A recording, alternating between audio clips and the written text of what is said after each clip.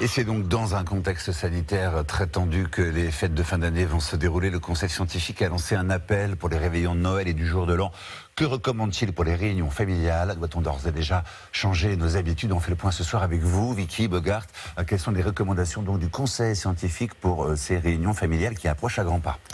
Il préconise tout d'abord de limiter le nombre d'invités. L'an dernier, le gouvernement conseillait de ne pas se réunir à plus de 6 personnes à table. Cette année, il n'y a pas de consigne officielle pour le moment, mais des médecins individuellement évoquent de 6 à 10 personnes maximum en fonction de la grandeur de la pièce et de la table. Il est essentiel d'aérer en maintenant une fenêtre ou une porte ouverte pendant 10 minutes toutes les heures ou en permanence si c'est possible. L'utilisation d'un capteur de CO2 est même recommandée car il vous prévient dès qu'il faut ventiler la pièce et le port du masque est conseillé à l'intérieur. Doit-on se faire dépister avant les fêtes?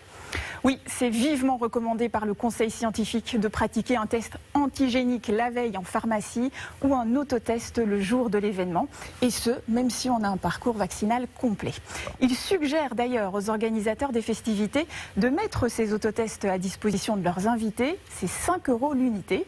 Et enfin, il faut s'assurer que les personnes fragiles ont bien reçu une 3e dose du vaccin. Pour de nombreux médecins, c'est une condition essentielle pour rassembler les petits-enfants et les grands-parents lors des fêtes. Et il ne faut pas s'y prendre à la dernière minute car il faut environ 8 jours pour que la dose de rappel fasse son effet. Il faut donc être vigilant dès maintenant. Oui, les scientifiques conseillent de réduire dès aujourd'hui ces contacts et surtout de renoncer au rassemblement en intérieur quand le port du masque est difficile, quand on consomme des boissons par exemple ou encore de la nourriture lors des traditionnels pots de fin d'année en entreprise.